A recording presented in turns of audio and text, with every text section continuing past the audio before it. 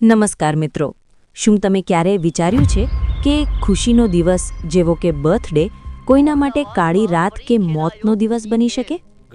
આજે આપણે વાત કરવાના છીએ ગુજરાતી સિનેમાની upcoming thriller film black birthday વિશે. હમણાં જ તેનું ટ્રેલર રિલીઝ થયું છે અને તે જોયા પછી એક વાત તો પાક્કી છે કે આ ફિલ્મ તમને સીટ પર જકડી રાખશે. ચાલો જાણીએ શું છે આ ફિલ્મની વાર્તા અને કેમ આ ફિલ્મની આટલી ચર્ચા થઈ રહી છે. વાર્તાની શરૂઆત થાય છે અમદાવાદના એક સમાચારથી. એક યુવાન છોકરીની તેના જ ઘરમાં રહસ્યમય રીતે હત્યા થાય છે. પોલીસ માટે આ કેસ એક મોટો કોયડો છે. શું આ આત્મહત્યા છે કે મર્ડર?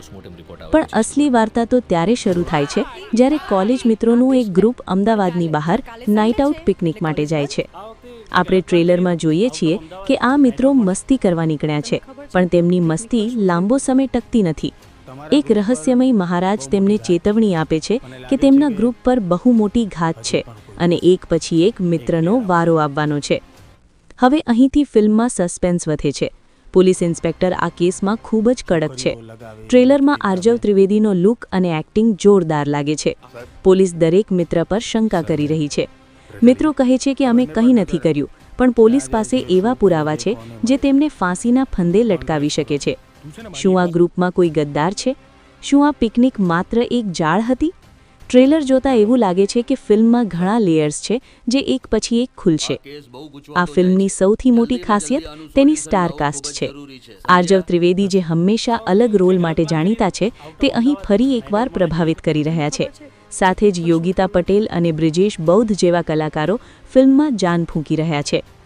બીજી મહત્વની વાત છે ફિલ્મનું બેકગ્રાઉન્ડ મ્યુઝિક અને સિનેમેટોગ્રાફી.